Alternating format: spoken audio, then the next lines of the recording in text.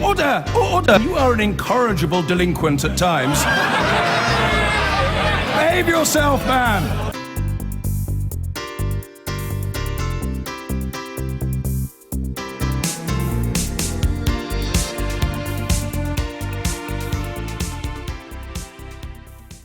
Let's just have a look at some of these tax and benefit changes that are coming up this week.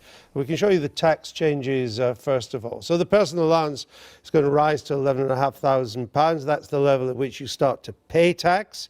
And the higher rate threshold, this is where you start to pay at 40%, is going to rise from, I think it's currently about 43,400. It rises to 45,000. Let's now look at the benefits changes. The three major ones is now a freeze on all working age benefits. There's a removal of the family element on tax credits and universal credit. That's a technical change, but it has quite an impact. And the child element of tax credit is going to be limited to two children on any new claims. Now, the Resolution Foundation has crunched the numbers, and they discover that when you take the tax and benefit changes together, 80% go to better off households, and the poorest third are worse off. What happened to helping the just about managing?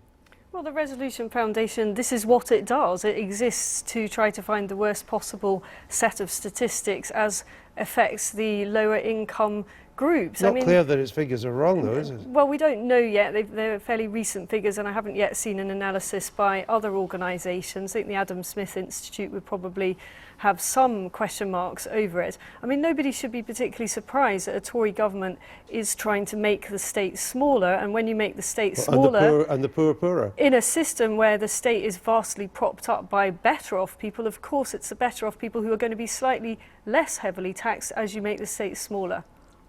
There comes a time, though, when Mrs May's got to stop just talking about the just about managing and actually do something that helps them. Yeah, and indeed on some of her other language, including the role of government and the state, where she sounded quite positive without it being translated. She sounded a big government conservative. Yeah, yeah. A small government conservative. Yeah, so she keeps on talking about in every set piece occasion, it's time to look at the good that the government can do.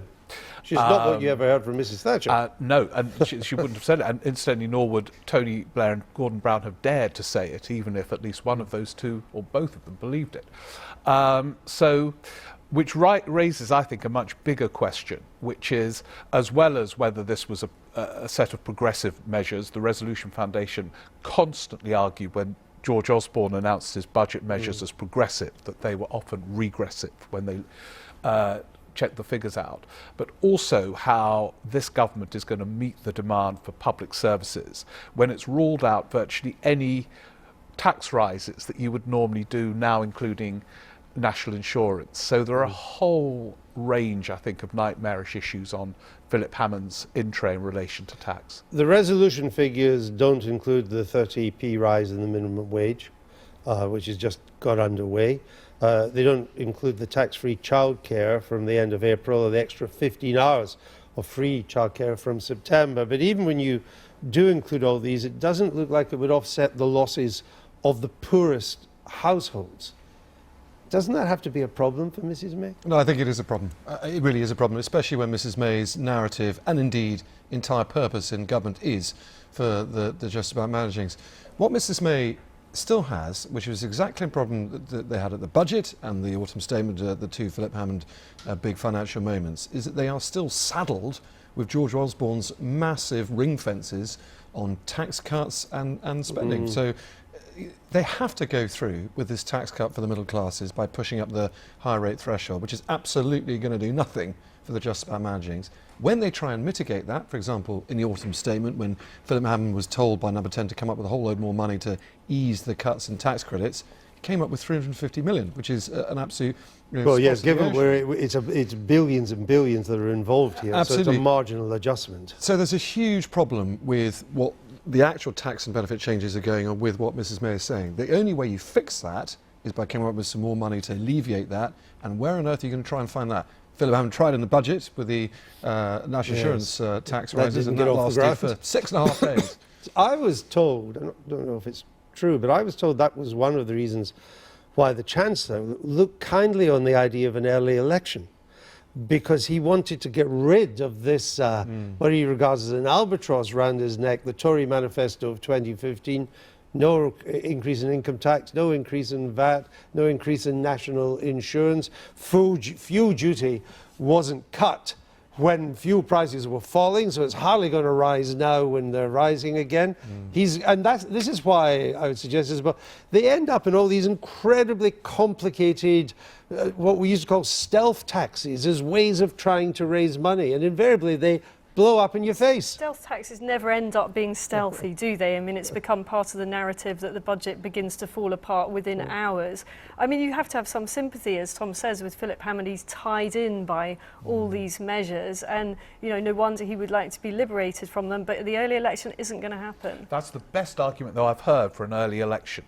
The tax and spend debate at the last election was a disaster, partly because the Conservatives feared they were going to lose. If they were to hold an early election where they were confident of winning a landslide, maybe they could be a bit more candid about the need to put up some taxes to pay for public services. And that he is now, it's very interesting what you picked up from Philip Hammond, because he is trapped. He's so constrained about what taxes. The other thing you do, of put up. course, is you reopen the spending arguments, you reopen the ring fencing. The obvious place to go is OAP spending. But he cannot benefits. do, well, that would be another case for an election, because he can't undo that promise. Well, particularly to that demographic we ain't going to Yeah. get to 2020 without something breaking. The Prime Minister, the Trade Secretary, and Mr. Hammond, they're all off in their various ways to India, the Far East, the Gulf, to talk up free trade deals and talk up improving our trade with these countries. I don't know whether any of you are going on these trips. Sadly not. Will this produce dividends? The Prime Minister's going somewhere too. I have my able deputy. I think she's perfect going to for the that. Gulf. She is. No, it won't, is the honest answer, because no one's going to do a trade deal with us yet. A, because we can't do one, because we're still in the EU, but B, they need to know what our terms are going to be with the EU first, before they can work out how they want to trade in with us. So this is absolutely vital preparatory work. By the way, ministers always go somewhere in recess, it's just what they do. But we're not going to see anything in a hurry. We're not going to see anything for 2 years. But they've got to do it. I mean, I think whatever side of the argument you are on, whether Brexit will remain, we need to be getting out there. And I think a lot of MPs feel that this is too late. You know, we should have been doing this the day after the referendum result. It's now several months down the line, and you know they need to step this up, not the opposite. You can make some informal talks, I guess. You can say Britain's open for business. And there's a sort of symbolism to it, but what a lot of energy being sucked up into this. But, you know, as Parliament's not sitting, so they might as well start talking. We've run out of energy and time. That's it for today.